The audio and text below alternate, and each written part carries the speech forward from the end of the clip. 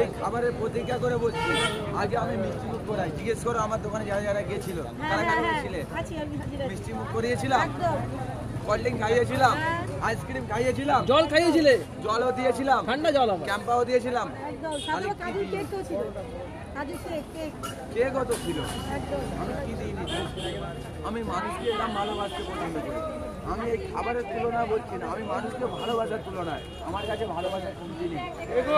আরেকবার খাইয়ে দাও, একবার খাওয়াতে নেই। ও ঐতিহাসিক মুহূর্ত। রাজুদা খাওয়াচ্ছে, কিছু মনে করো না। এটা হ্যাঁ না, এটা মাংস আছে বলে সেই জন্য তোমার কারণ আমি সবাইকে ভালোবাসি। এখানে খুব খারাপ লাগছে আমার। সোশ্যাল মিডিয়া ভিডিওর মাধ্যমে বলেছি এবং রানাদা যখন আমাকে ইনভাইট করেছি, আমি সবার মানে আমি সবার কথা যখন রানাদা আমার দোকানে এলো, আমার দোকানে এসে যখন আমাকে ইনভাইট করেছে, আমি তখন